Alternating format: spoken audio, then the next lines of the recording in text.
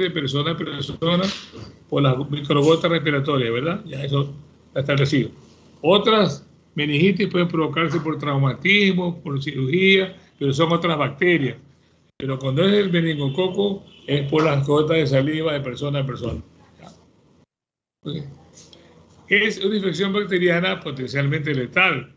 Y siempre, como yo les había dicho, que toda bacteria para llegar a las meninges primero tiene que pasar por la sangre.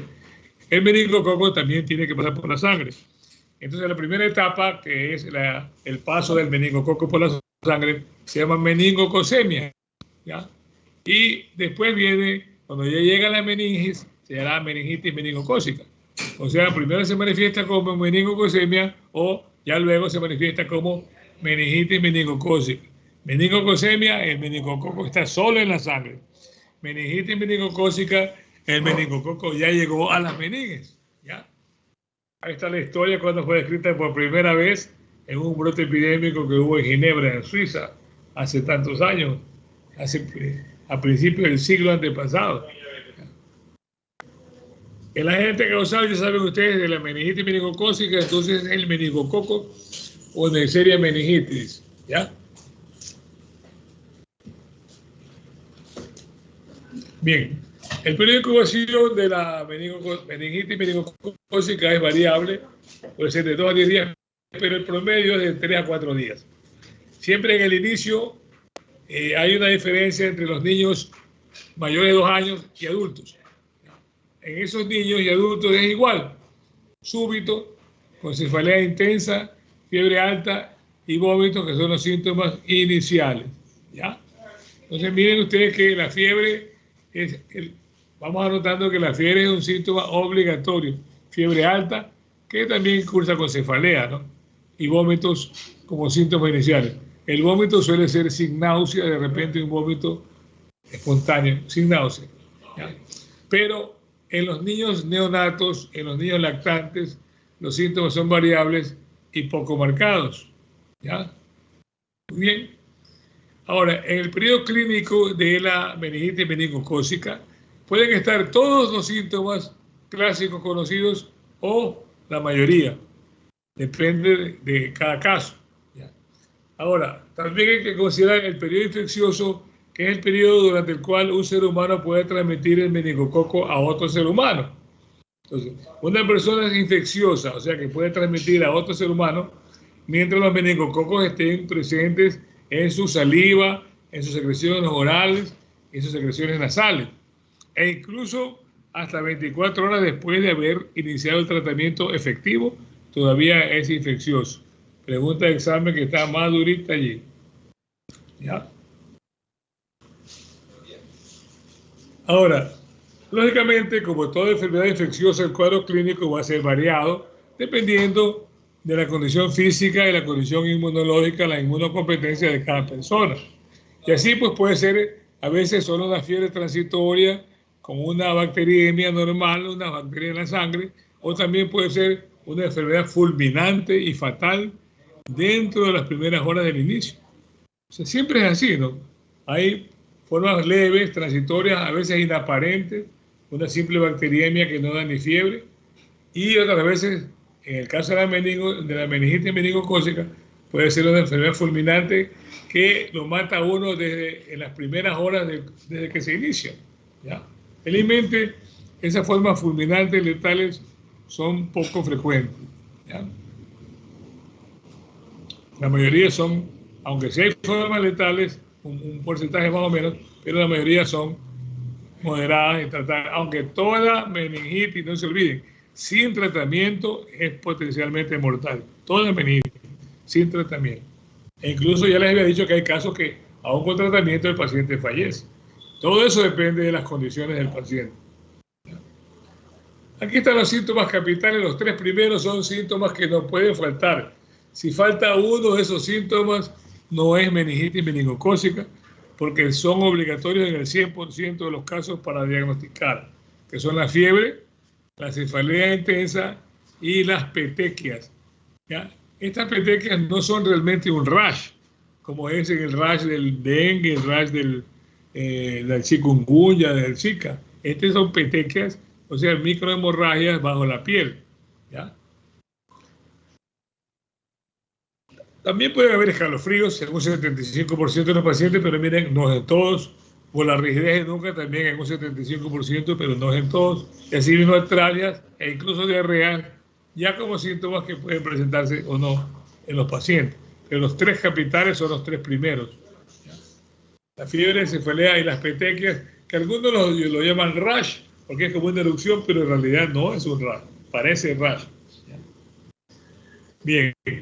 Hay otros síntomas y signos que pueden presentarse también que tienen a veces sí, a veces no, y por eso no pueden ser tomados como patognomónicos, como indicadores fijos, como alteración del estado mental, letargia, coma, estupor, aunque el coma es un signo de gravedad. El coma es un signo de gravedad cuando lo hay. Náuseas, vómitos, convulsiones, especialmente en los niños, fotofobia, le molesta la luz a los niños y también a los adultos, mialgias, en todos los casos, pero no son mialgias fuertes como en la fiebre amarilla o en el dengue, son mialgias como cuando hay en la gripe, por ejemplo, ¿no? Edema de papila, también las pupilas están dilatadas y no reaccionan a la luz. O sea, yo veo que la pupila está dilatada, le pongo una luz y no se cierra la pupila, no reacciona a la luz. Ese es un signo de la meningitis. También puede haber anomalías de los pares craneales que se manifiestan en la zona inervada por cada par craneal, pues puede ser el facial, el auditivo, cualquiera. Y también cuando ya la meningitis llega a la forma grave, que es la meningoencefalitis, porque pasa al cerebro, entonces ahí habrá la postura típica de decorticación o descerebración, que es el opistótoro, ¿no? Pero eso cuando ya de la meningitis ha pasado a ser meningoencefalitis, cosa que sucede con cierta frecuencia. Bien, ahora el cuadro clínico puede estar en diferentes etapas cuando se presenta ante el médico. Puede ser que venga solamente con una bacteriemia, que no llega a ser una sepsis, solamente una bacteriemia, que puede presentarse en ciertas personas que tienen enfermedades respiratorias altas o en cualquier exantema vírico o incluso con una gripe. Entonces ahí se presenta una bacteriemia sepsis que lógicamente se va a desarrollar, pero en cambio es difícil vincularla a que se trate de un caso de meningitis, salvo que estemos en un periodo de epidemia. Bien, ya. Otras veces el paciente viene ya con la meningococcemia, o sea, el meningococo está en la sangre, pero todavía no hay meningitis. O sea que estarías en esta etapa, a ver, aquí, ¿ya? Meningococcemia, el meningococo salió de la vía respiratoria y está en la sangre, o sea, es meningococcemia, pero todavía no hay meningitis. Entonces, esta es otra posibilidad de que se presente así, ¿verdad? ¿Ya? Meningococcemia sin meningitis. El paciente estará clínicamente escéptico porque hay una meningococcemia, una septicemia, ¿ya? Postrado, débil, pálido, sudafrío, con cefalea y con hipotensión, sí o no, ¿ya? Y puede que ya empiece la erupción cutánea, las petequias o rash, que es mal llamado rash, y leucocitosis presenta, ¿no? Ahora, otro paciente puede venir ya con meningitis, ya no es meningococcemia, porque la meningococcemia es la presencia del meningococo solo en la sangre, pero ya cuando está en la meninge ya es meningitis. Y esa meningitis puede venir ya sin la meningococcemia porque ya pasó, o todavía con algo de meningococcemia, porque de la meningococcemia es que se pasa a la meningitis. En cuyo caso, cualquiera que sea, que ya pasó la meningococcemia, aunque todavía hay algo de ella, aunque tiene ya meningitis, en pacientes tendrá cefalea, fiebre con signos meningios, y el líquido cefalorraquídeo ya va a estar turbio. ¿Por qué? Pues no se olviden que cuando ya la bacteria llega a la meninge, entonces el líquido cefalorraquídeo se pone turbio, ¿ya? Ese es un signo patognomónico.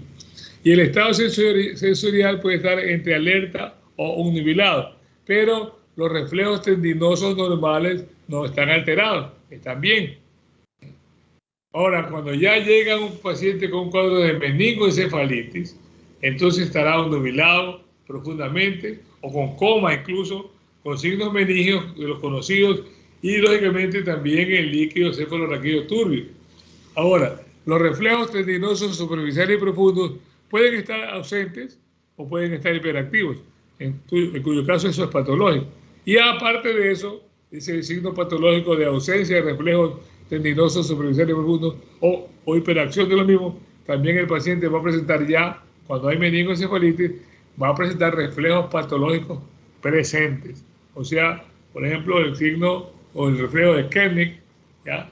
Levantamos la rodilla, flexionándola hacia atrás, hiperextendiendo la rodilla, y el niño va a levantar la cabeza, ¿no? ¿Verdad? También se puede estar presente el signo de Brunzinski, en donde al mover yo la cabeza hacia arriba, el niño flexiona las rodillas. Esos son signos patológicos, indican que hay ya compromiso del encéfalo. Pregunta de examen que están más duritas. Pero aquí está en general el síndrome meningio, fiebre, cefalea, náuseas, vómitos, alteración del nivel de conciencia y los signos meningios conocidos. Ahora, rigidez de nuca. Pero si hay signos de Kernig y signos de Brunzinski, ya es, aparte del síndrome meningio, ya es un síndrome de meningoencefalitis. El cuadro clínico en niños mayores a 2 años es similar a los adultos. Fiebre alta, cefalea, el rash, o sea, las petequias, y rigidez de nuca. Y también los otros síntomas que mencionamos, náuseas, vómitos, fotofobia, confusión y somnolencia. Pero en los niños pequeños, neonatos y lactantes, menores de 1 año, puede haber hipertensión en las fontanelas, porque ellos todavía tienen las fontanelas abiertas, ¿verdad? Y también hay algo que es muy importante que nos puede confundir, es que los signos y síntomas clásicos de la meningitis meningocócica están ausentes o difíciles de percibir, de detectar, ¿ya? Y por último, el niño puede ser que solo parezca que está un poquito lento, un poquito inactivo, no tiene mucho ánimo, o también puede estar irritable, llorón, vomitando o inapetente. Entonces, mire que los niños neonatos y lactantes, ojo, los signos de meningitis son totalmente diferentes. Entonces, en una epidemia empieza, bueno, si no empieza con los niños es más fácil, pero si empieza con los niños, al principio podemos confundirnos, ¿no? Hasta no darnos cuenta. Pero siempre hay que tener presente eso de los niños. Ahora, un signo de la septicemia meningocócica, o sea, en la meningocosemia, que es una septicemia meningocócica, o sea, cuando estamos aquí, en la meningocosemia o septicemia meningocócica, que todavía no pasa la meninge, aquí, por ejemplo, el rash o las petequias que aparecen, las manchas, no palidecen a la presión, a diferencia de otras erupciones, por ejemplo, como en el dengue, la chikungunya o el zika, que al apretar se pone blanco. Aquí no, ¿ya? ¿Por qué? Porque este rash, esta erupción, estas petequias son causadas por sangre que se acumula bajo la piel, ¿ya? Y se inicia en cualquier parte del cuerpo y puede diseminarse rápidamente hasta que parece que fueran moretones o golpes, ¿ya? Es difícil observar en la gente de piel oscura o en los negros y se debe buscar en ese caso en las áreas más pálidas de la piel o bajo los párpados en la conjuntiva.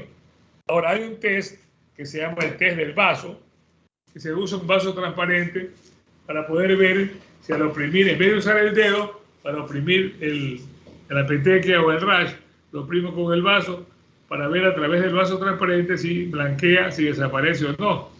Yo presiono una mancha de esas con el vaso y no blanquea, no desaparece, entonces hay una alta sospecha de meningitis y hay que confirmarla de todas maneras, ¿ya?, para hospitalizar al paciente. Ahora, cuando el cuadro es muy severo, no hay que hacer este test, sino que aunque surgiera el caso de que el test salga negativo, porque al poner el vaso sí blanquea, pero si los signos clínicos y síntomas son muy claros, el paciente debe ser igualmente atendido de emergencia, ¿verdad? O sea que el test del vaso se puede hacer, pero si en algún momento no blanquea, o sea, uno dice, bueno, como blanquea, si no blanquea es meningitis, pero si blanquea desaparece, no es. Pero si los demás signos son característicos, hay que de todas maneras atender al paciente, porque podría haber alguna causa por la que no funcione bien el test del vaso o lo hicieron mal, ¿no?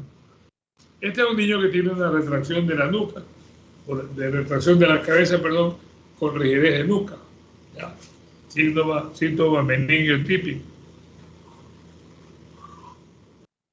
Cuando empieza la erupción, como son petequias, empiezan lesiones eritematosas que tienen signo de inicio de hemorragia. Si ven en el centro, por ejemplo, aquí, eso no pasa en el dengue, por ejemplo, en ninguna otra forma. En la forma de petequias y equimosis, como golpes debajo de la piel. ¿Ven? Aquí son más pequeñas todavía, están apareciendo. La intensidad de esta erupción y el tamaño de las manchas, de las petequias, es importante en el diagnóstico. Mientras más fuertes sean las petequias y más grandes las manchas, es más grave el caso, más sombrío el pronóstico. Miren, por ejemplo, aquí, en este niñita, hay bastantes petequias ya presentes, pero todas son tipo manchas, no son como el rash del dengue, ¿verdad? Son como manchas. Miren aquí también, ¿ven? Ya. Estas son como hemorrágicas, ¿por qué? Porque son esquimosis bajo la piel. En la gente negra o morena no se puede ver bien, aunque este tiene pistas también aquí, pero se puede ver en la esclerótica, se puede ver una petequia, ¿no? A veces la lesión, una lesión de rash, tiene los capilares y arteriolas dilatados e hinchados y al rascarse puede sangrar fácilmente. Miren, estas son ya manchas grandes, un caso más grave, un rash macular diseminado. Miren que son manchas, no son como el rash del dengue. Y el rash sí hace pronóstico en el caso de la meningitis. Este es un caso fatal, por ejemplo, esta señora murió. Miren ustedes las manchas que tiene. Eso no es un rash realmente, son equimosis. Pero la gente habla, los médicos dicen el rash de la meningitis. ¿Ya? Aparte de eso, las personas que tienen un rash muy severo, esta erupción muy severa, petequias muy severas, pueden haber malformaciones en los glóbulos rojos que se ven como fragmentados, deformados, arrugados, o muy pequeños, microcíticos, ¿ya?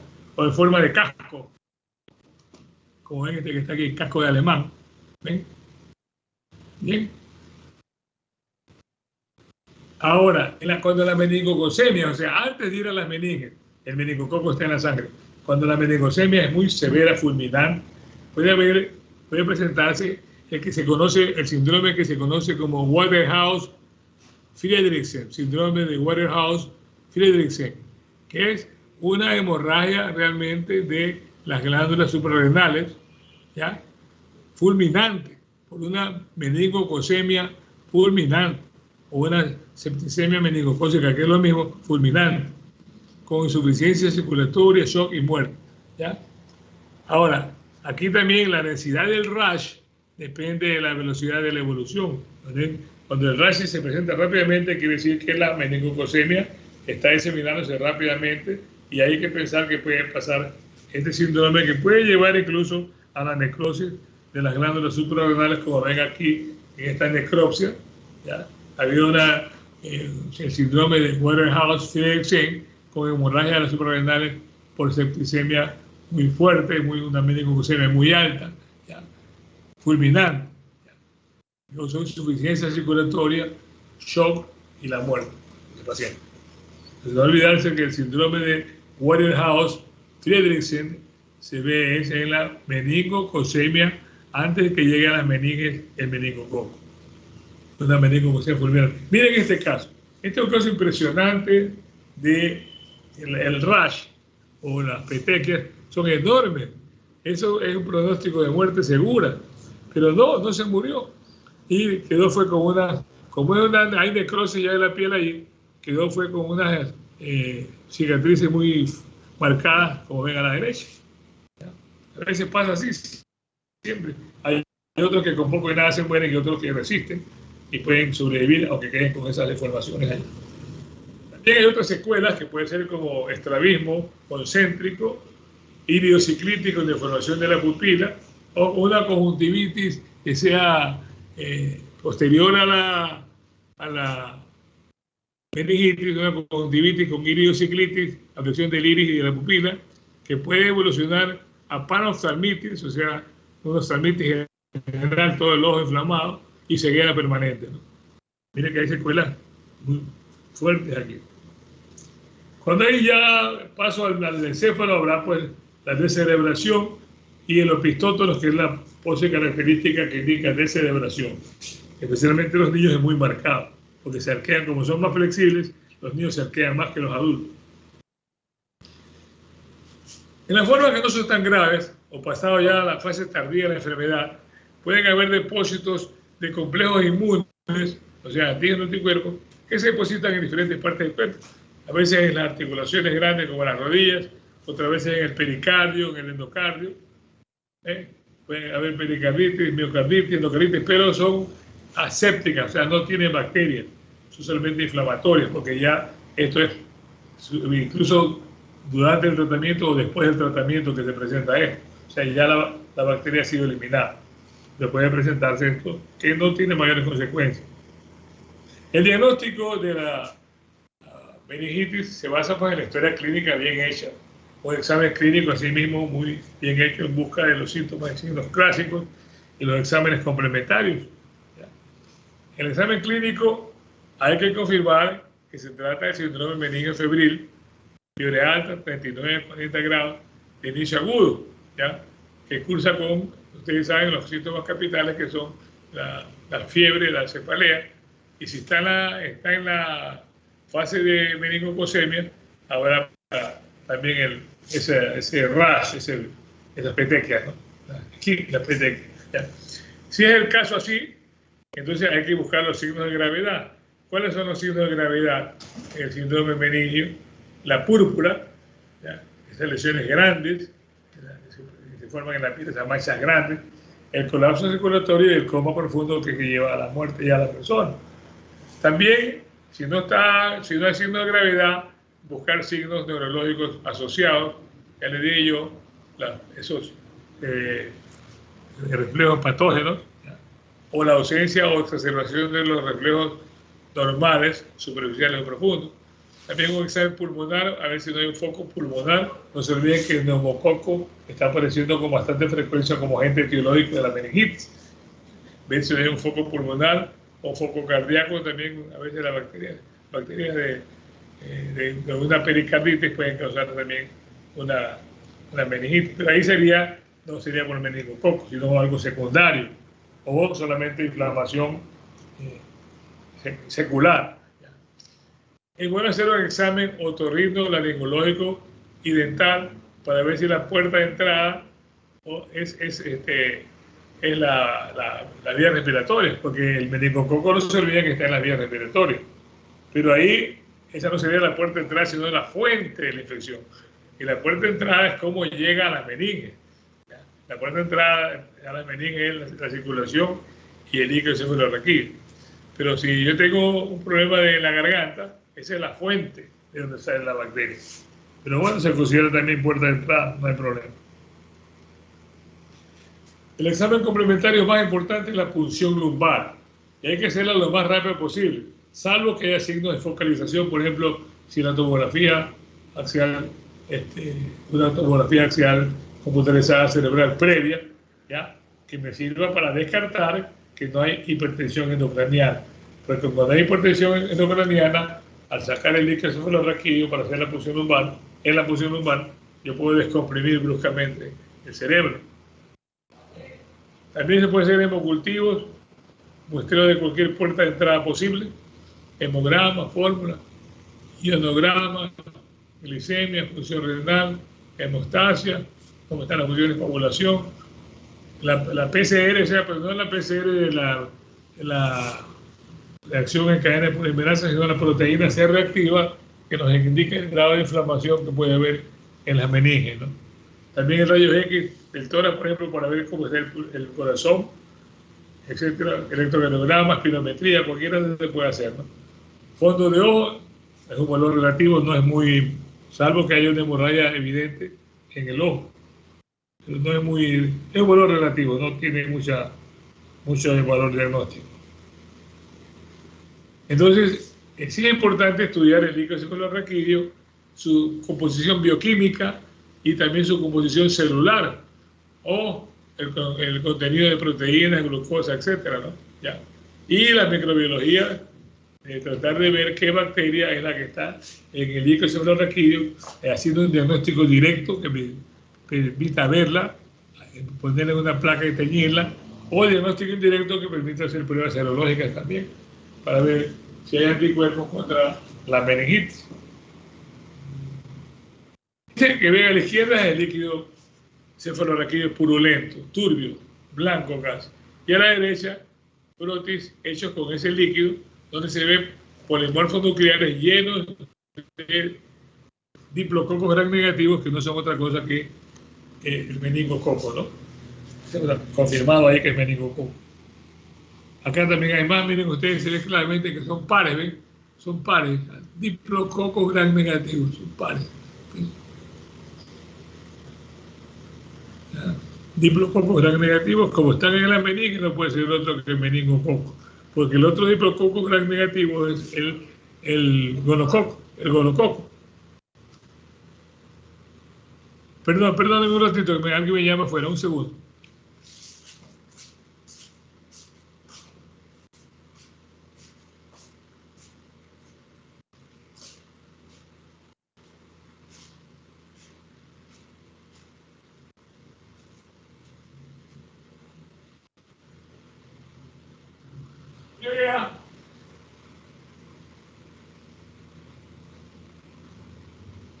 Llegué. Sí.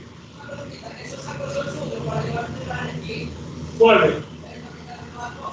Es un desalojo que lo viene a ver mañana. Ya, eso déjalo con ellos si quieres, ya, pero eso lo van a venir a ver mañana, no. Si tú quieres, pues ya verás.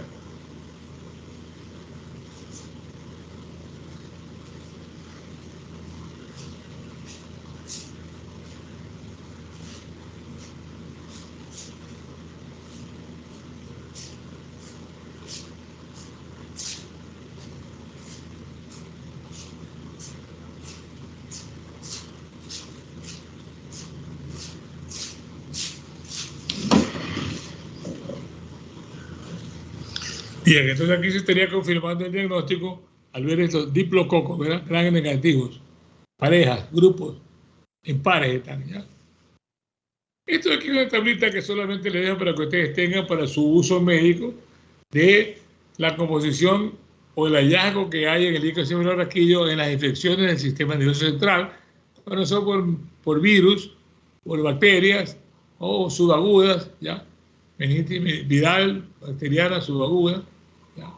O absceso cerebral o encefalitis. Entonces se ve pues el comportamiento de la presión del líquido cefalorraquídeo, el tipo de células que predomina, las proteínas, la prueba de PANDI, el aumento de la prueba de PANDI, el azúcar normal o disminuyendo, o el cultivo que requiere, en el caso de la viral, requiere cultivo especial que se hace no se puede hacer se hace en cultivos celulares o en embriones de pollo, ¿no?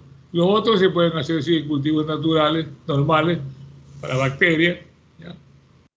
Y en el acceso cerebral, pues no se hace cultivo que lo aísla directamente de allá, que tiene la bacteria en el acceso. ¿Ya? Lo mismo en la encefalitis no siempre es necesario. Esto solamente para su uso, no les voy a tomar esto para que ustedes tengan para su uso médico, algún rato les puede servir, ¿ya? Esta es una prueba de diagnóstico de meningitis, en donde se usa un test de aglutinación en látex. Si aglutina, es meningococo. Por eso el A es meningococo.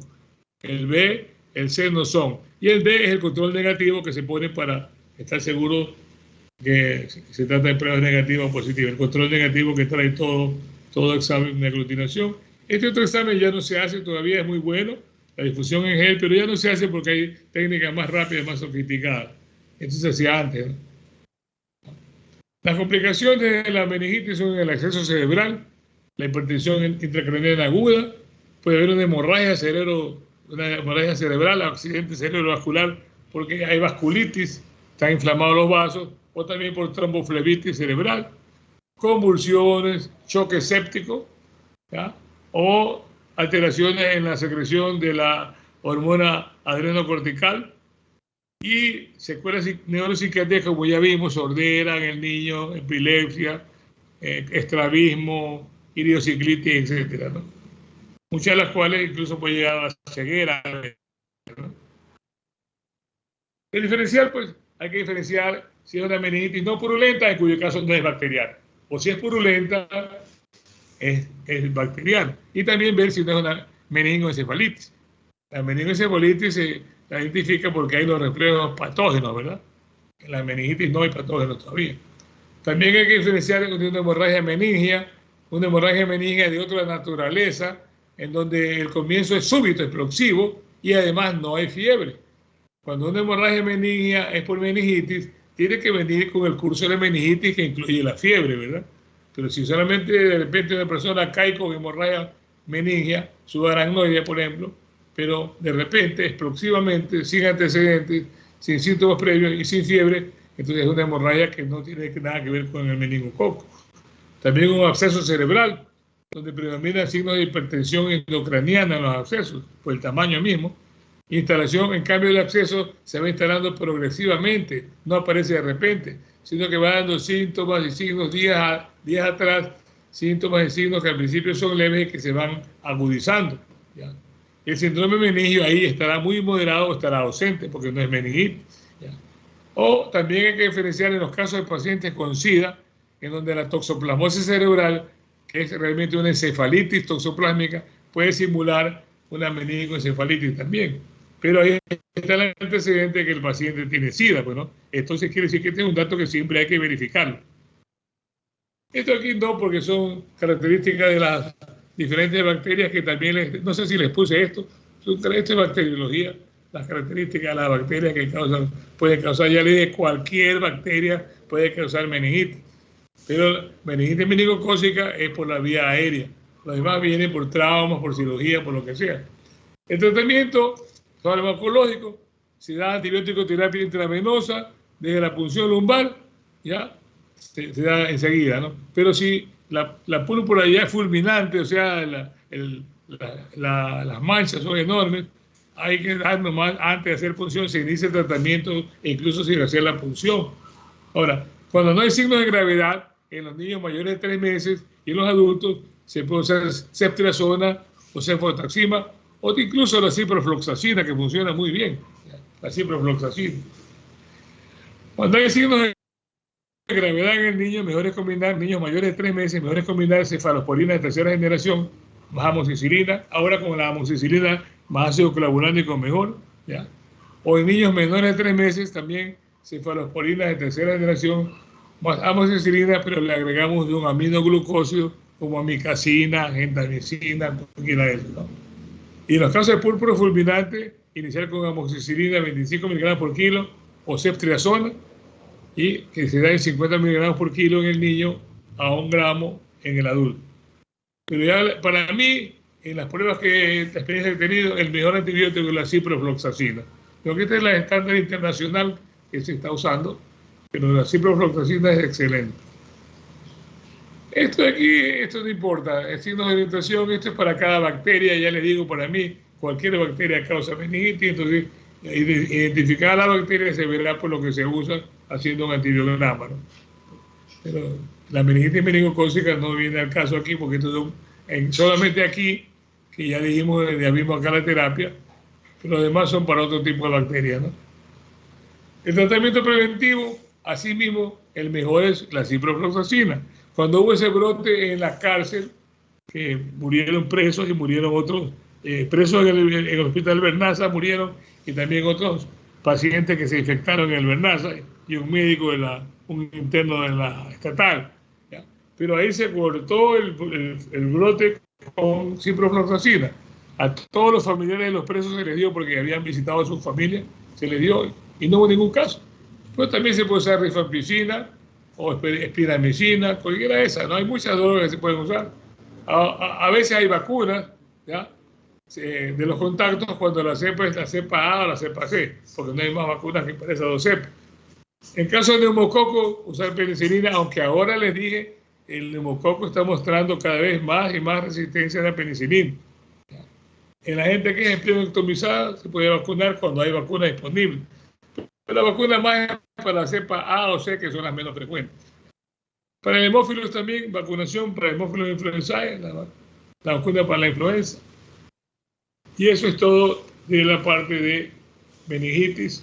Ahora vamos a empezar la clase antes que se duerma Soledad Micaela Salazar Núñez. Antes que se duerma, vamos a empezar hablando de la leptospirosis. ¿No está con sueño, Sole?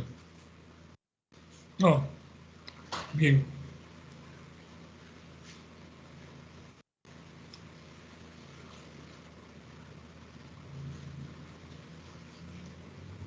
La leptospirosis es otra enfermedad muy interesante. Aquí no hay un vector, sino un vehículo, que es la orina de animales infectados.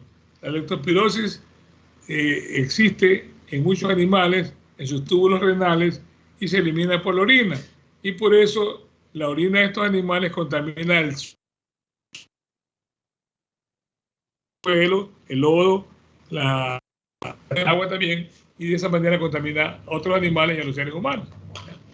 Ahora, estas leptospiras son muchas, es una zoonosis de distribución mundial. El complejo general se llama Leptospira interrogans, pero tiene muchos serotipos que se los clasifican según sus antígenos y que presentan tres modalidades clínicas. El síndrome febril agudo, que ese no tiene ictericia. El síndrome ictérico, que es con ictericia y que se llama enfermedad de Weil, ya veremos más adelante, ¿ya? Y también la hemorragia pulmonar, que está asociado a lo anterior, ¿no? ¿Ya? Entonces, repito, el síndrome febril agudo, que se llama leptospirosis anictérica. El síndrome febril agudo también se llama leptospirosis anictérica, o sea, sin ictericia. La forma ictérica o leptospirosis ictérica, que se llama también enfermedad de Weil, W-E-I-L, Weil, W-E-I-L, con agresión renal fuerte y multiorgánica en diversas combinaciones. Y por último, la hemorragia pulmonar, que también está asociada prácticamente a la última forma que mencioné, la ictérica. Es decir, que simplemente hay dos tipos de leptospirosis: anictérica, que es la simple, y la ictérica, que se llama enfermedad de Weil. Ahora, toda la gente que muere con leptospirosis muere con la forma ictérica, o sea, con la enfermedad de Weil. A los que le da el síndrome febril agudo, o sea, la leptospirosis anictérica, ahí nadie muere. Los que mueren con leptospirosis es aquellos que tienen la forma ictérica, conocida como enfermedad de Weil, W-E-I-L.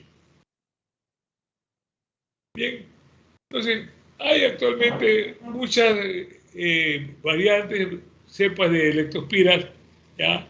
Y solamente se reconoce una especie no patógena, que es la Leptospira biflexa, y 6 especies patógenas, que son las que están acá: Leptospira borg-petersegni, Leptospira interrogans, Leptospira cristiani. Bueno, no importa, todas estas son de animales, ¿no? ¿Ya?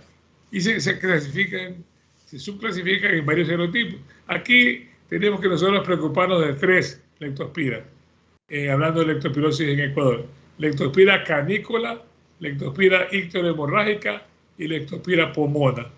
O sea que dejemos de lado todo esto para no meternos tanto en la cabeza, porque la mayoría son de animales nomás, y vamos a la que afecta más frecuentemente al hombre, que son la Leptospira canícola, que está acá abajo, pregunta de examen: Leptospira canícola, Leptospira icterohemorrágica o icterohemorragiae y Leptospira pomona, ¿ya?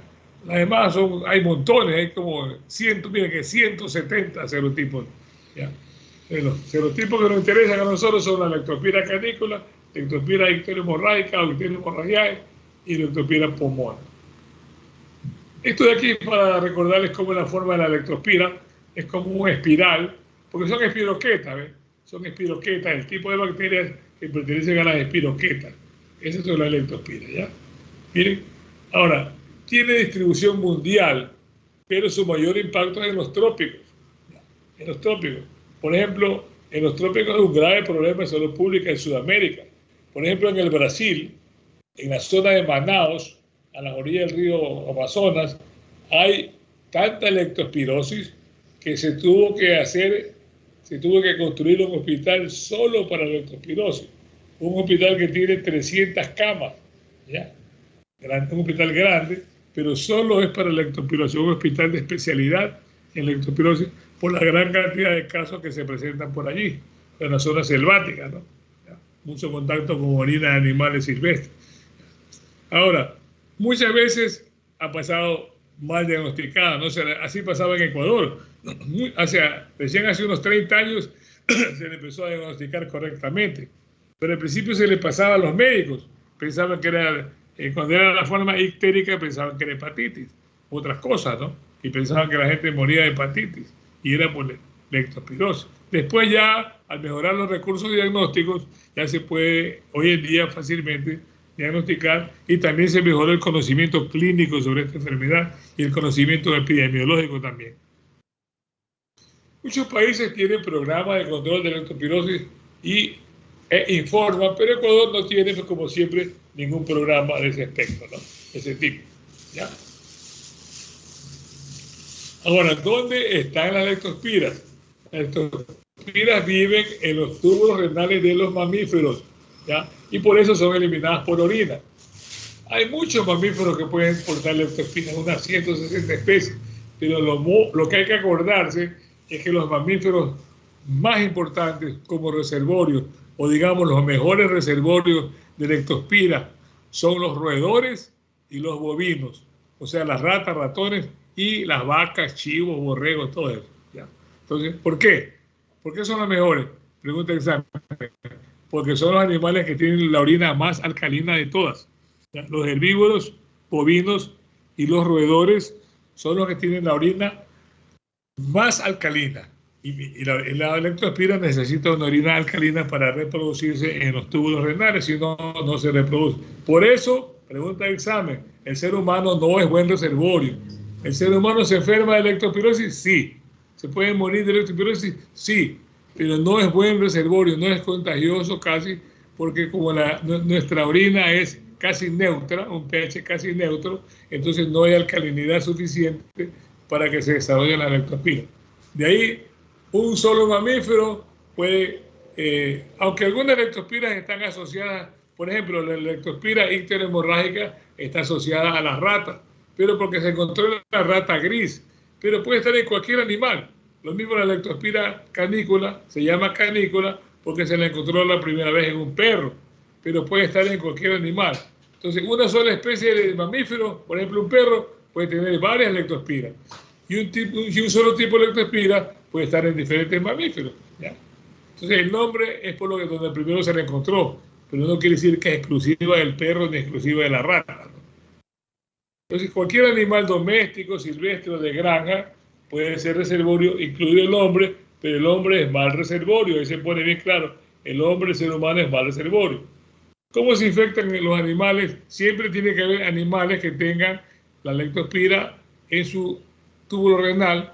Entonces le eliminan orina infectada, perros, cerdos, ratas, bovinos, eliminan orina infectada, contaminan el agua, el suelo, el lodo con esa orina infectada, y ahí, por esa misma vía se infectan otros animales, ¿ya? Incluido el más bruto, que es el ser humano, que incluso puede entrar por su piel, mucosa oral, nasal y ocular. El hombre tiene más vías de entrada que otros animales, pero el hombre no es buen reservorio. Ahora, la leptospira está en la orina, ¿verdad? Y hay hospedadores que la mantienen en la naturaleza, como ratas, algunos mustélidos como las mofetas, los zorrillos, e incluso algunas tortugas pueden mantener la leptospira en la naturaleza, ¿ya? Pero los animales domésticos se pueden contaminar. Y los factores de riesgo, que es a partir siempre de la rata es la que lleva la contaminación a los animales domésticos y al hombre. Los factores de riesgo, entonces, cuando ya hay animales infectados, uno de los factores de riesgo va a ser la cría de animales, por ejemplo, ganado. Manejar ganado que puede tener leptospirosis, ¿no?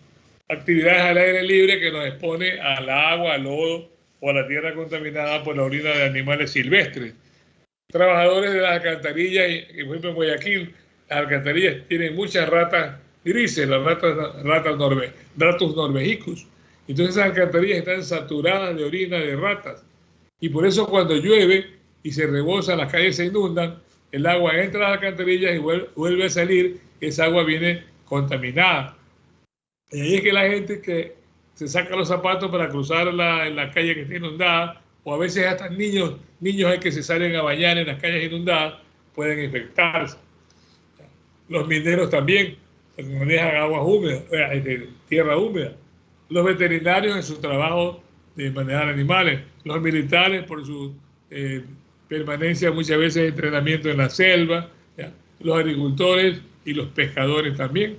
Bien, entonces cualquier animal se va a contaminar, pero el origen inicial más importante es la rata. Por eso ponemos a la rata como ejemplo.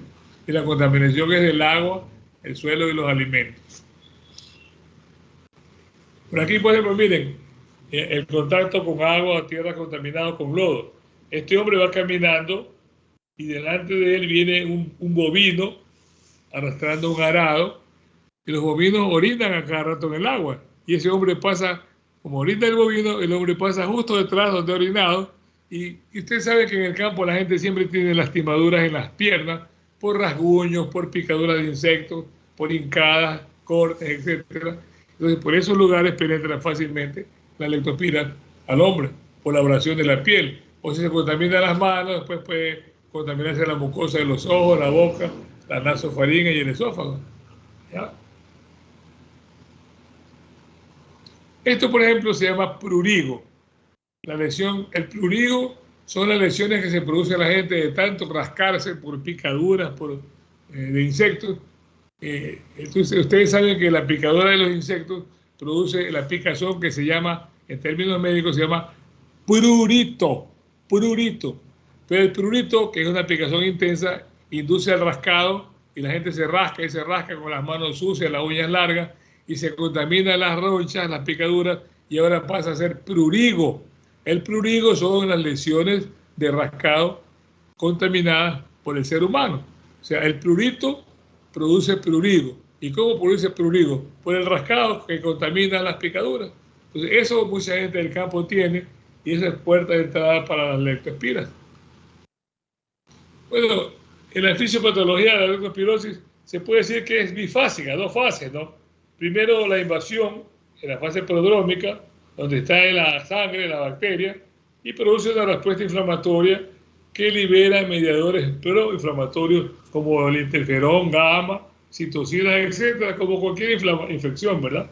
Pero el endotelio, por esos factores mediadores proinflamatorios, el endotelio de los capilares y células de los músculos lisos se inflaman, y eso produce vasculitis en los vasos sanguíneos y miositis en las células de los músculos lisos.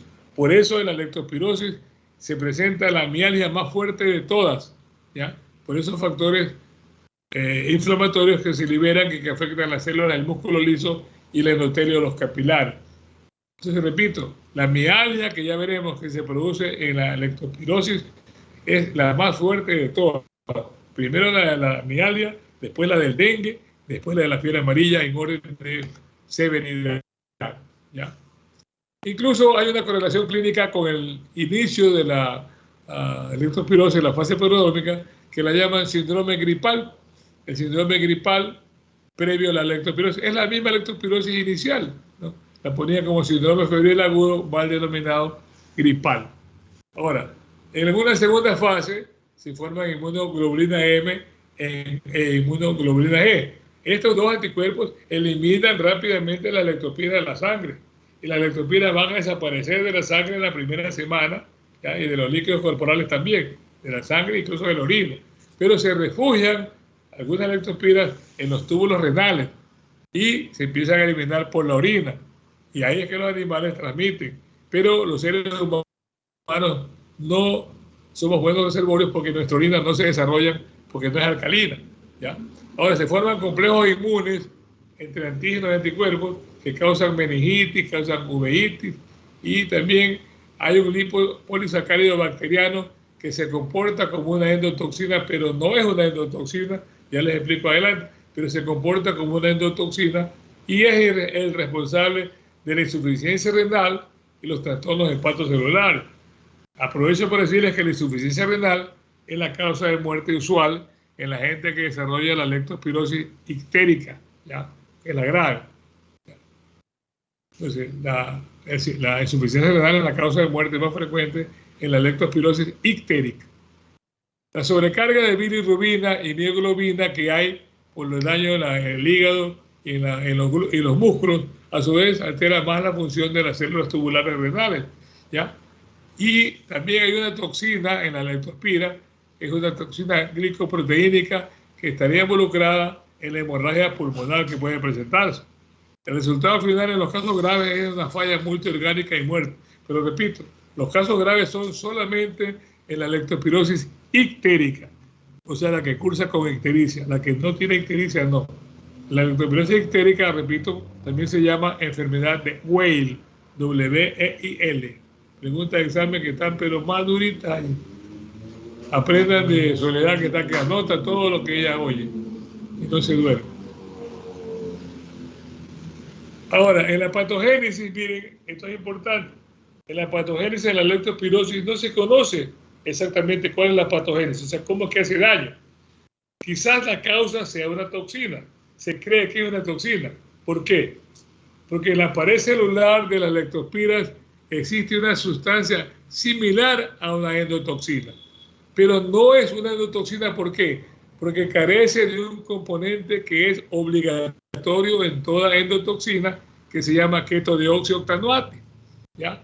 El ketodioxioctanoate es un componente que tienen las verdaderas endotoxinas, ¿ya? Y lo que más llama la atención es que los pacientes que tienen disfunción renal y hepática, en el caso de la leptospirosis, se recuperan completamente.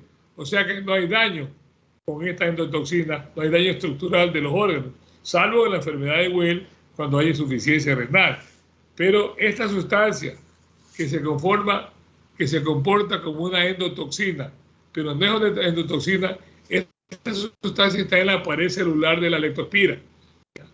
Es similar a una endotoxina, pero como no tiene el ketodioxioctanoate, que es un componente obligatorio de toda endotoxina, no la podemos llamar endotoxina, aunque se comporta como una endotoxina, ¿ya? Y entonces, como no hace daño realmente, porque todos los órganos se recuperan después de la acción cuando desaparecen las leptospiras que forman la endotoxina, entonces quiere decir que el daño es después por alguna función inmunológica posterior, que es la que causa realmente el daño y que puede llevar a la muerte de la persona. Porque las leptospiras desaparecen rápido de la sangre. En una semana ya la inmunoglobulina M y la G las han eliminado. Y todo lo que viene después es una reacción inmunológica que sigue haciendo daño y es la que puede llevar a la muerte a las personas, como ya veremos más adelante. En la patología renal, ya le decía que la insuficiencia renal es la causa de muerte más frecuente en la leptospirosis. ¿Y a qué se debe? A necrosis tubular renal aguda, ¿ya? ¿Por qué? Porque hay falla en la perfusión renal, ¿ya? Hay falla en la perfusión renal y se pueden encontrar leptospiras en el tejido renal, pero no se sabe si son ellas las que hacen daño realmente. Están refugiadas allí y por eso salen con orina. Pero se presenta insuficiencia renal y esa es la principal causa de muerte. Y mientras más temprano se presente, es como la fiebre amarilla, mientras más temprano en la evolución de la leptospirosis se presente la insuficiencia renal, más grave es el pronóstico, ¿ya? Repito, ¿y qué causa la insuficiencia renal? Necrosis tubular aguda, ¿ya? La principal alteración nefropática es esa, es la falla de perfusión renal, por necrosis tubular aguda. Y aunque se encuentran leptospiras en el riñón, no se puede decir que son la causa, sino que se piensa que hay otro papel más bien inmunológico. También hay una patología hemorrágica que se atribuye al daño capilar. ¿Se acuerda que dijimos que había una endotoxina que causaba vasculitis y miositis? Afectaba el endotelio de los capilares y las células de los músculos, ¿verdad? Entonces, esa patología hemorrágica se debe al daño capilar por esa endotoxina como mediadora. El sangrado se limita a la piel y las mucosas, pero hay ocasiones en que la hemorragia puede ser profunda, masiva o un sangrado grave en cualquier órgano interno. También habrá coagulopatía o trombocitopenia o ambas, pero no hay hemólisis realmente, no hay hemólisis, porque el glóbulo rojo no es atacado directamente. En la patología hepática, cuando hay ictericia, es cuando es la forma grave de la leptospirosis. La ictericia es el signo más notorio cuando hay insuficiencia hepática. Y repito, solo hay ictericia en la leptospirosis ictérica o enfermedad de Weil, ¿ya? No se sabe exactamente cuál es la fisiopatología que se produce en el hígado, incluso la causa exacta de la ictericia.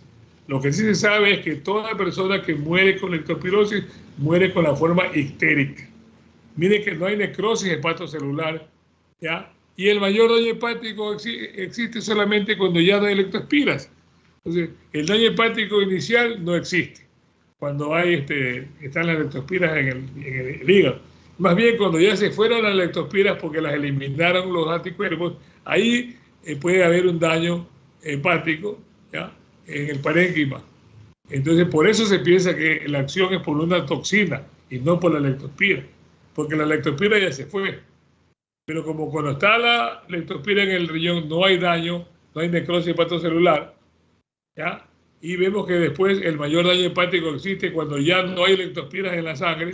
Entonces quiere decir que el daño en el parénquima hepático es una toxina, posiblemente. Eso es la teoría de la toxina. También en el sistema nervioso central puede haber patología, y hay una alta incidencia de meningitis por leptospira, porque las leptospiras pueden entrar fácilmente al líquido cefalorraquídeo durante la fase que están en la sangre, o sea, en la leptospiremia, en la bactospiremia, que ahora se llama leptospiremia porque estamos hablando de leptospira. Cuando hablábamos de meningococo decimos meningococcemia, ahora decimos leptospiremia porque la bacteria es una leptospira, ¿ya? Pero en cambio, los signos meningios que se ven en la meningitis no se deben a una irritación por la invasión, sino a un mecanismo inmune. ¿Por qué? Porque cuando aparecen los signos meningios, también ya no hay leptospiras en el líquido cefalorraquídeo, ya no están allí. Entonces ahí también entra la teoría de que o es una toxina que actúa o que es un mecanismo inmune que se desarrolla por la presencia de la leptospira, pero se desarrolla cuando ya no están las leptospiras. Entonces ahí también la patología es un poco confusa, pero lo que sí es cierto es que no son las leptospiras quienes causan el daño directamente. O es la toxina o es un mecanismo inmunológico que aparece después, cuando ya han desaparecido las leptospiras. A nivel cardiopulmonar puede haber neumonitis hemorrágica localizada o confluente, con hemorragias petequiales o equimóticas en los pulmones, en la pleura y también en los bronquios, ¿ya?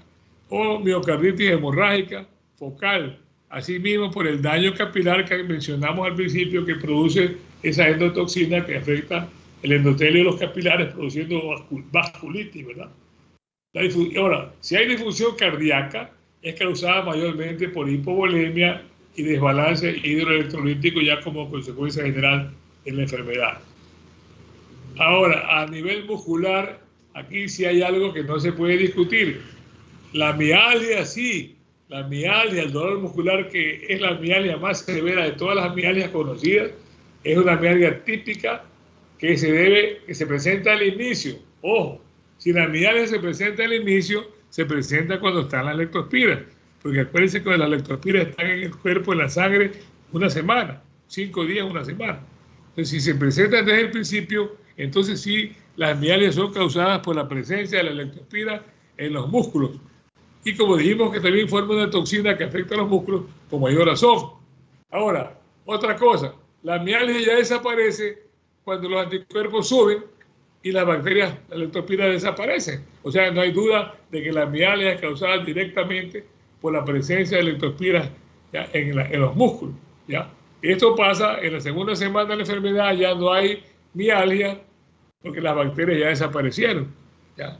Y todo ha desaparecido. Entonces, indudablemente, la mialgia sí es producida por acción directa, daño directo causado por la leptospira en el músculo. A nivel ocular, también suelen ocultarse las leptospiras en el humor acuoso.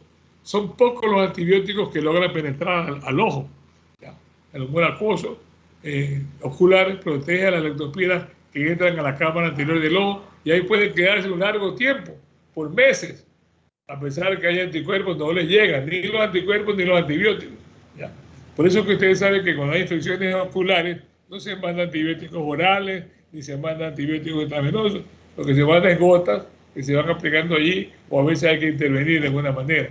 Entonces, en el ojo es así mismo. En el ojo entran allí y se protegen en el humor acuoso, se protegen tanto de los anticuerpos como de cualquier medicamento. Pero esto puede causar que después de un tiempo la persona desarrolle uveitis con mucha frecuencia, uveitis posterior, debido a la presencia de leptospira. Ustedes saben que la uveitis es la inflamación de la uvea. Ya vimos en leptospirosis, en oncocercosis vimos la inflamación de la uvea, ¿verdad? La uvea es la capa vascular que rodea al iris por dentro y hacia afuera, por delante de la esclerótica y por detrás la coroide. Entonces, esa uveitis se puede desarrollar posteriormente como un fenómeno también inmunológico debido a la presencia de tanto tiempo que se han quedado escondidas allí las leptospiras en el ojo. Esto es un algoritmo simplemente para indicar el desarrollo de la enfermedad, pues, ¿no? Por ejemplo, entra a la mucosa y se replica en la sangre, ahí viene la leptospiremia. Ahora, de ahí se replica en los riñones, pero de aquí viene cómo se desarrolla de acuerdo, si desarrollan anticuerpos altos, se elimina la leptospira y no hay enfermedad. Si no hay anticuerpos, no se elimina la leptospira, sigue multiplicándose en los riñones y en el hígado, y ahí causa la enfermedad de Weil, la enfermedad severa. Ahí está cómo se escribe Weil, ¿ya? Sin embargo, a veces durante la enfermedad de Weil aumentan los anticuerpos y la infección se hace persistente, pero puede curarse. Otras veces no aparecen los anticuerpos y la enfermedad de Weil causa la muerte, ¿ya? También aquí puede haber insuficiencia hepática. Este es un algoritmo que sirve para que vean la evolución. Ahora, si el título de anticuerpos es moderado, el daño renal será leve, la infección puede persistir por un tiempo y la enfermedad será leve o asintomática. Y si aumentan los anticuerpos aquí, se cura rápido. O si viene la enfermedad de Weil, también aumenta los anticuerpos y pasa a ser persistente y se va a curar. Es el algoritmo. Este que es el mismo también, ¿no? Y luego habla más, con más detalle de la vasculitis y hemorragia en el riñón, pero es lo mismo el proceso de la evolución del avance de la bacteria en los tejidos, ¿no? Aquí está bien claro. La vía de entrada es por la piel lesionada o por mucosa, ¿no? ¿Sí? Se disemina por vía sanguínea. ¿Ya? De ahí va a ciertos órganos blancos como el hígado, riñones, en la piel también, a veces, o el cerebro, ¿ya? Y sale por la orina. Ese es el movimiento de la leptospira en el cuerpo humano. Aquí solamente quiero que vean este cuadro donde se ven los músculos, ¿ya? Lesión en tejido muscular estriado. Hay una radiomiólisis focal causada, que esto es lo que causa esta radiomiólisis focal, esta destrucción de las fibras musculares, es la que causa la mialgia tan severa, característica de la leptospirosis. Repito, la mialgia de la leptospirosis es la más severa de todas. A la persona le duelen los músculos sin moverse. El paciente grita, ay, ay, ay, ¿qué le pasa? Me duele la pierna, me duele el brazo, me duele el muslo, me duele el pecho. ¿Ya? Solamente, ahí sí es acción directa. Es la primera semana cuando están las leptospiras en el cuerpo. Cuando aparecen los anticuerpos, desaparecen las leptospiras. En la segunda semana ya no hay leptospiras en el cuerpo, desaparecen las mialgias. En cambio, aparecen en el daño en el riñón o el daño en el cerebro o en otras partes por acciones inmunológicas. Ya no tiene nada que ver la leptospira. Cuando un riñón está afectado, este es un perro afectado por la leptospirosis, hace estas manchas oscuras, ¿ya? O a veces son manchas claras dependiendo del animal. En los perros hacen manchas oscuras. Bueno, aquí está, esto es una biopsia renal de un perro, eso no importa. ¿Ya? Miren aquí, por ejemplo, las manchas blancas en el hígado de un perro muerto por leptospirosis. ¿Ya? Acá también en el riñón, miren las manchitas blancas que se producen allí, ¿no? Esto es histopatología, esto no importa. Acá también se han hecho infecciones en perros experimentalmente, ¿ya? Y en la forma aguda se desarrolla anemia, ictericia, hemoglobinuria. ¿Ya? La foto derecha, por ejemplo, de la sangre aquí, ¿ya? Hemorragia submucosa ulcerosa en el riñón, se observan pequeños focos blanquecitos, no, la manchita blanca que le digo, ¿no? La manchita blanca que están aquí. Ahora, ya les dije que también puede causar hemorragia pulmonar, ¿verdad? Y consolidación, incluso cardiomegalia.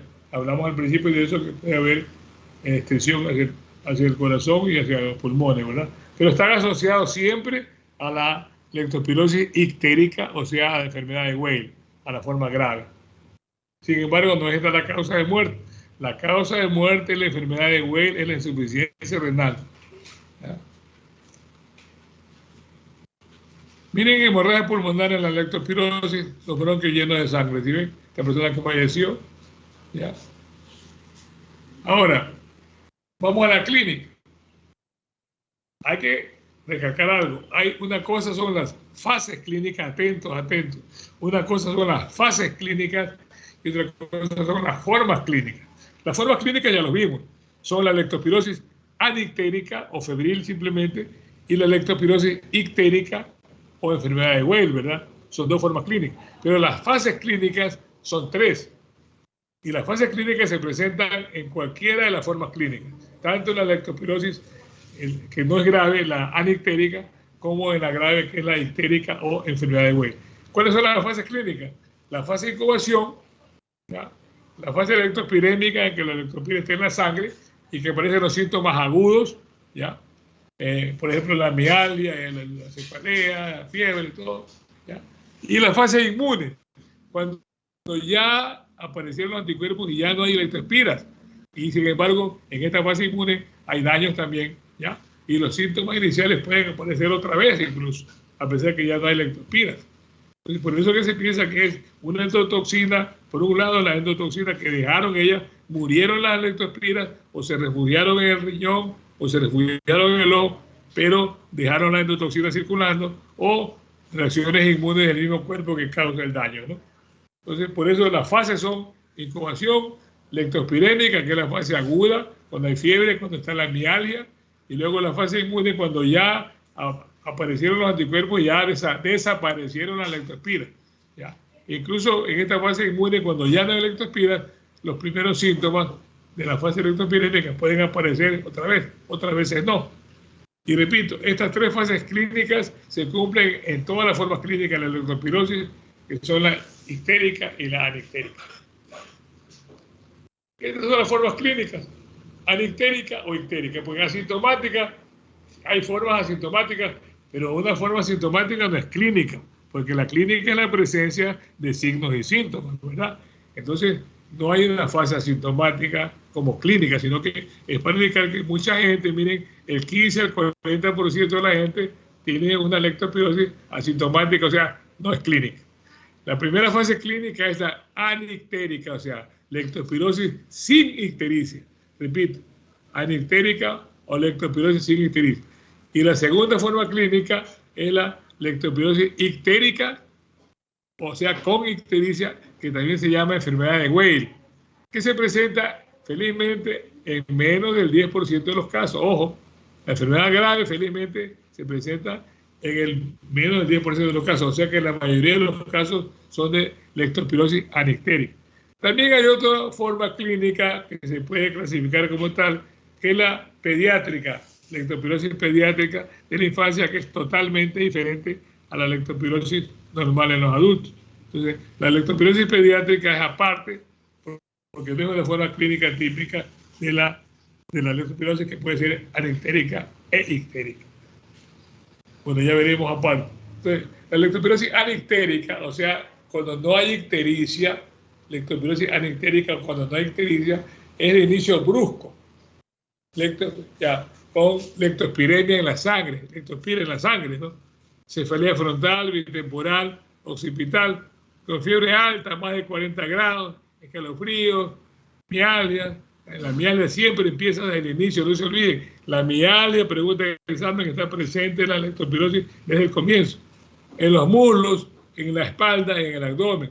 A veces la mialgia en el abdomen es tan fuerte que puede pensarse que es abdomen agudo, puede simular abdomen agudo.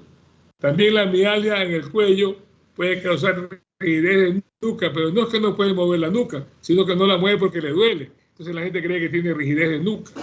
Entonces va a simular un meningismo. Ahora, hay un signo clínico, pregunta el examen, un signo clínico más característico en la fase leptospirémica de la leptospirosis anictérica, que es la congestión conjuntival fuerte en el ojo, pues, ¿no? En la zona vulvar, que va creciendo hacia la córnea. Repito, en la leptospirosis anictérica, o sea, sin ictericia, la febril normal, hay un signo clínico característico que es la congestión conjuntival fuerte en la zona vulvar que crece hacia la córnea. Miren ustedes aquí la foto, ¿eh? Aquí está la conjuntivitis, ¿eh? Empieza en la zona vulvar, pero crece hacia la córnea, ¿ya? ¿Ya? Esto es característico de la fase lectospirémica, o sea, cuando la leptospira está en la sangre. Ya después ya no. Y vienen otros síntomas que no son patoneumónicos, que no son específicos: náuseas, vómitos, diarrea, faringitis, dolorosa, pues, esplenomegalia, hepatomegalia, linfadenopatías y lesiones cutáneas como manchas, pápulas eritematosas, a veces son hemorrágicas, a veces hay urticaria, etcétera, pero no son ninguna, no están siempre presentes ni no son vinculares. En una semana se torna la leptospirosis asintomática. Y ahí dura varios días, ya, asintomática. Y aparece la fase inmune. En la fase inmune ya no hay leptospiras en el cuerpo. Pueden estar refugiadas en el ojo o a veces en el túbulo renal, pero ya no están circulando las leptospiras. Los anticuerpos las eliminan. Entonces, pero en esta fase inmune, sin embargo, puede haber reaparición de los síntomas con alguna variación, usualmente más leve, ¿ya? No hay leptospiras en la sangre y aparecen anticuerpos. Y cuando hay meningitis en esta época, como es una meningitis ya inmunológica, inmune, no es por la leptospira, es siempre reversible. Y es lo más característico de esta fase, que hay un tipo de meningitis reversible porque no es por leptospira, sino por la secuela inmunológica que va dejando, ¿ya?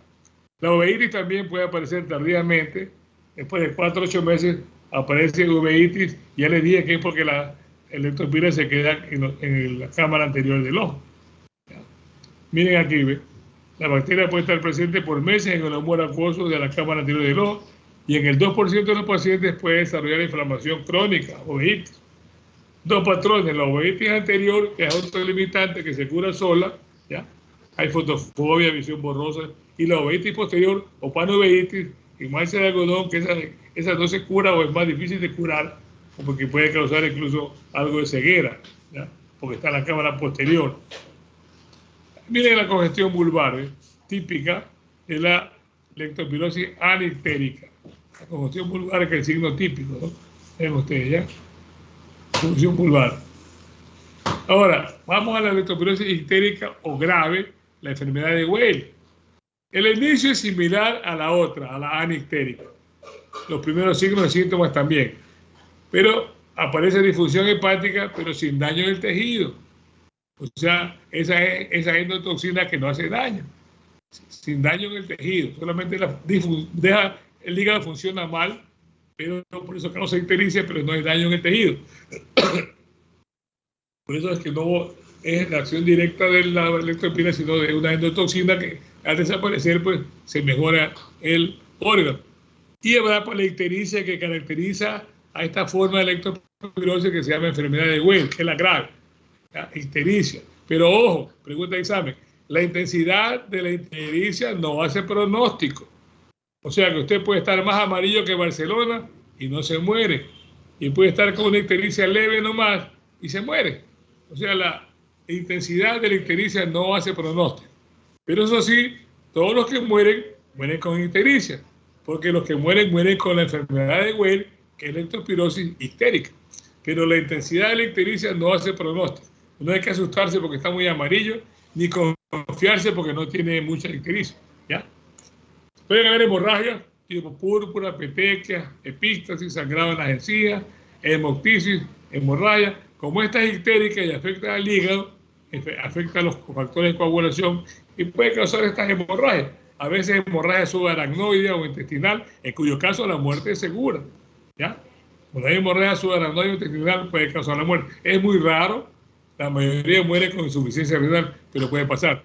También habrá disfunción circulatoria, hipovolemia, las venas del cuello se ven flácidas, la tensión ocular está reducida, la piel ha perdido su turgencia, hay hipotensión postural y la densidad urinaria está alta. Esa es la enfermedad de Weil, que ya les digo, puede llevar a la muerte. Ahí está, también presenta los mismos síntomas la congestión, su función conjuntival, ¿verdad? ¿Ya? Aquí, por ejemplo, esta persona está con ictericia. Miren, ictericia y congestión conjuntival. Esta enfermedad de Weber, dice al principio, también presenta los mismos síntomas de la anictérica, o sea, la conjuntivitis vulvar. Bueno, ¿ya? Pero aquí está con ictericia, o sea, esta es la forma grave que tiene también congestión conjuntival. Acá también, petequias conjuntivales. Miren que este parece diablo, ¿ya? Ictericia y hemorragia conjuntival. ¿Ya? En los casos graves, hay insuficiencia renal, se puede hacer diálisis peritoneal, es lo más práctico. La diálisis peritoneal que puede algunas veces salvar la vida del paciente, otras veces no funciona, como en los dos casos de abajo que murieron por leptospirosis.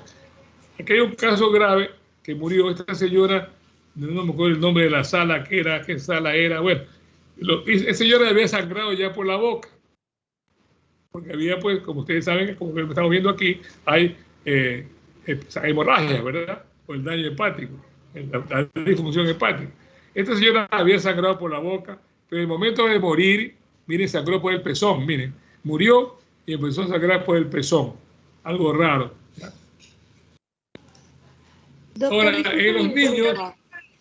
Sí. Es que dime. Ya mismo se acaba la hora y yo entré un poquito tarde a la clase y quería saber si es que podía ponerme la asistencia. Ya te pongo. Dime tu nombre. Calle, ya termino rápido. María Soledad Calle. Déjame terminar rápido, ya termino. En los niños, miren, es similar en muchos aspectos, pero hay cosas totalmente diferentes. Por eso la leptospirosis pediátrica se considera un caso aparte. Hipertensión, colecistitis acalculosa, o sea, hay cólico biliar sin cálculo, eso no dan los adultos. Pancreatitis,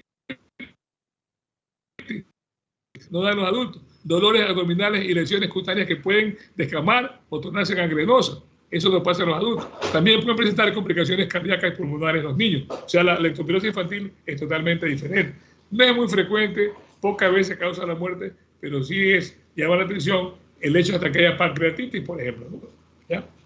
En tanto de laboratorio, aquí están, los leucocitos son normales, a veces pueden subir hasta 50.000 neutrófilos porque es una bacteria, ¿ya? En eso la diferenciamos de las viremias como la hepatitis.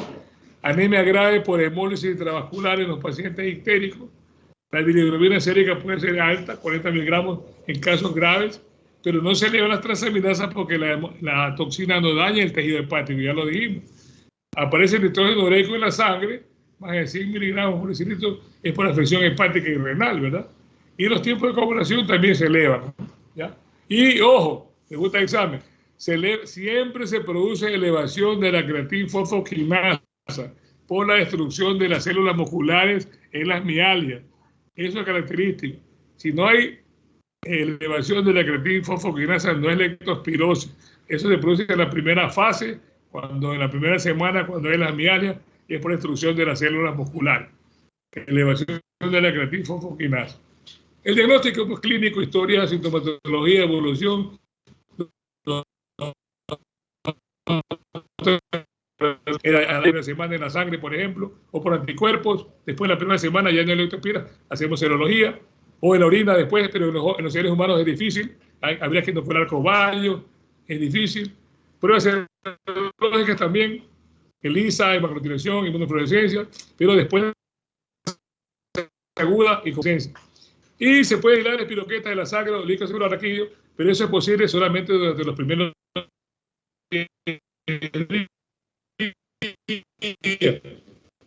en el medio de Fletcher, ¿ya? Ahí están las leptospiras, ¿ya?